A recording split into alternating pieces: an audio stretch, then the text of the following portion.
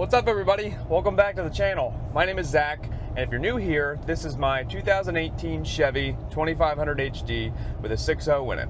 So for a while now, since I've gotten the truck, I've really wanted to do a aftermarket transmission cooler because the coolers that come in these things are very thin, they're flimsy, and they get the job done, but they could do better. And I tow with this thing a lot for work, cars, four-wheelers, you name it. These things are made for towing, but at the same time, I want to make sure this transmission lasts. It has a 6L90 in it, and they're pretty bulletproof for what they are, but heat is your #1 enemy when it comes to transmissions. Normally towing this thing in the summertime, I'll get to about 155, 160, which is pretty good, but I want to do a little bit better, especially even when I'm not towing. We got a PPE aftermarket transmission cooler.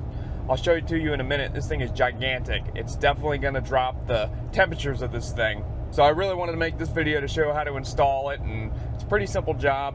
And also do a comparison of the temperatures because I've watched a couple videos online and nobody really shows a true temperature change. So what we're going to do is show you what we're running now. So right now we just had a rainstorm. It's about 75 degrees out. It's a lot cooler than it has been. But right now I'm running about 120 degrees on my transmission. Usually it's about 135 to 145 on hot days. All right, so this is everything we got. We got the Pacific Performance Engineering. We got the trans cooler. Comes with 2 brackets for the bottom, some hardware, instruction manual, and a sticker. But I mean, this thing is insanely thick. It is giant compared to the thin little stock one that's in here. I mean, look at that. It's like double the size. So let's take a look at how thick this thing is. This thing is over 2 inches thick, 21 inches wide, and 6 inches tall. And it weighs a ton. I mean, it's like a brick. It weighs as much as a brick, a cinder block. Right off the bat, this video is not sponsored by PPE. This is just me seeing this thing online and looking at reviews, and I am already impressed right from the get-go. These welds are immaculate, even on the mounts for this thing. It was pressure tested and all that. It comes with all brand new fittings, new O-rings. I put some silicone in there to smooth them up, but this thing is just insanely well built. Even the finish on this thing is really nice. That thing is gonna look great once we get it in there. So the first thing we wanna do is take off this upper cowl, and then after that, we gotta get this grill taken off.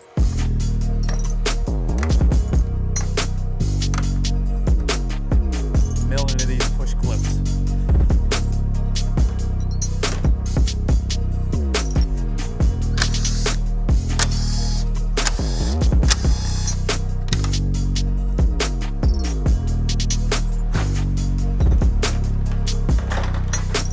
Whew. So on the back side of this thing, there's 4 bolts. 1 here, 1 here, 2 here. The bolts down there I took out for the headlights. You don't have to remove those. There's 1, 2, 3, 4, 5, 6, 7, 8, 9, 10 of these push clips that you got to pull out gently so you don't crack it, and then it should all come out in one piece just like this. So I'm using a lift, which makes it a lot easier. Some of you might not have one. You're still able to do this without a lift. It's just a little bit harder. So to undo your fog lights, there is a harness plug right here. There's one main junction plug, and your harness goes out to each light. So you got to undo the lights there. There's a cross brace right here. You got to undo this bolt right here on each side. And then there's 2 bolts up top, one right here and then another one that I'll show you. Once you undo all those, then you'll be able to slide this whole bumper out of the way. And that should be all you need to do for that.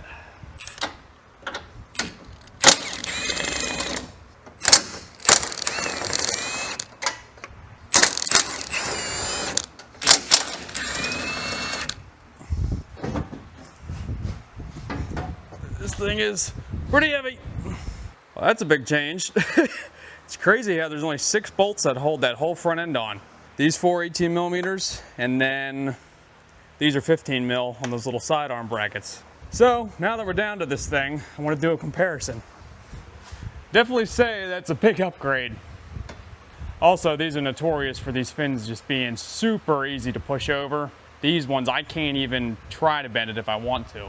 So the first thing we need to do is pull off these little, or actually just one cover, and then we can undo the clips that hold on our trans lines. You can just use a little pick and pop these right off, these little C-clips. And then I usually get a rag, something to catch the fluid coming out because it's gonna leak. Might have to get behind it and pop it out. There we go. Yep, yeah, drip a little bit. Try to catch as much fluid as you can. What's nice about these lines is they are loose. At least this one is. This one's probably, oh, that one's loose too. So it'll help with fitting the other one. You're not bending any of the trans lines or anything to get this thing to fit. There we go. Next thing we got to do is pop down this cover. This whole thing will just bend down out of the way like that. And then there's two 10mm bolts we got to undo up top.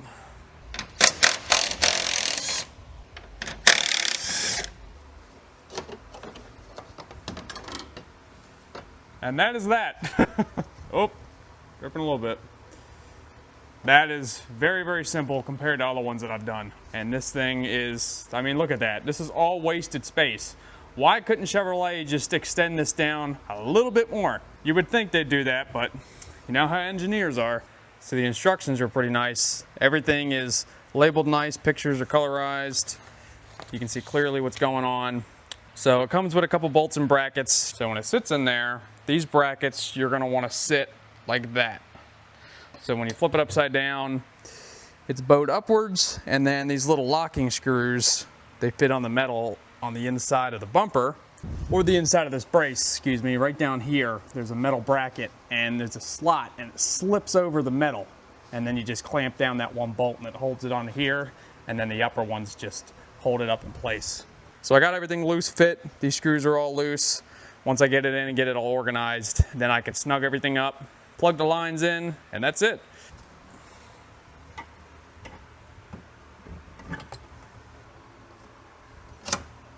There's that. Then you just take your two 10mm, your original upper ones, slide this thing around to get it lined up, and get them started, but don't tighten them all the way.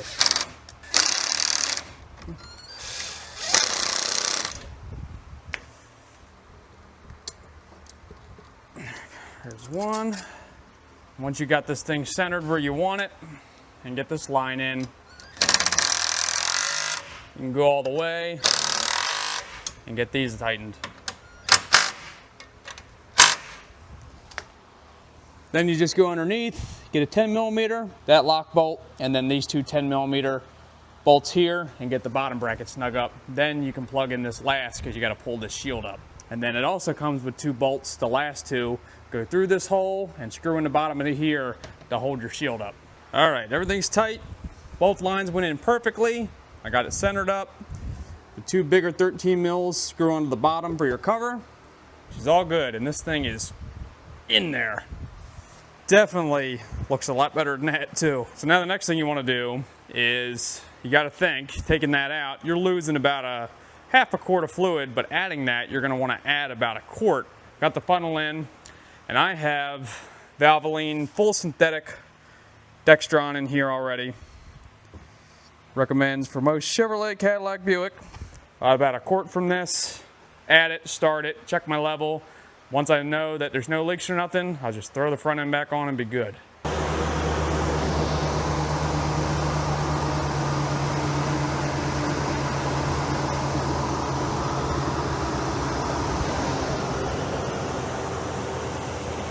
Well, trans cooler's in. I got an oil change done, transmission cooler, rotated my tires. Should be all good now. I got a big trip coming up, so I really want to get this done before we went. But that's all there is to it. 4 bolts for the grill, 6 bolts for the bumper, unplugging a couple things and popping out the grill, and you're right there. Super simple. You can do it in the driveway. I just have the ability to use a lift because I'm at work right now. But I'm gonna get cleaned up, get out of here, and then I'll get you back on the road and let's see what these temperatures are. I have about a 25-minute drive home from work every day, so by the time I get to my town, it should be plenty warmed up, and we'll see what the temperatures are. All right, so been driving about 15 minutes. Train should be nice and warmed up now. I am at 106. And right when I got to work this morning, it was at 125. So that's about a 20-degree drop in temperature right there, which is awesome. Granted, it's 75 degrees out, it's still raining, it's still crappy weather, but 106 degrees, fully warmed up, is pretty dang good, I'd say.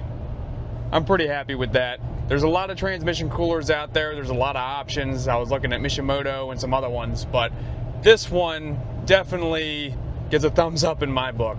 I mean, a 20-degree difference like that is going to help the world with towing and driving it in the summer like it is now, and just everything in between. Plus, the quality is super good. I mean, again, I wasn't even sponsored by Pacific Performance. I just saw the reviews and saw the quality of it and everything, and I went with it. So maybe this is now your video to go do this to your truck. If you have a Duramax, Power Stroke, gas engine, doesn't matter. They might make it for your truck, so go check them out. I still have a laundry list of things I want to do to this truck, and my goal for this thing is to make it not indestructible, because that's impossible, but I want to make it last a lot longer with the components that it has. I'd like to do an S&B cold air intake or K&N and upgrade that. Any cold air intake for that matter, that's, you know, a good quality one.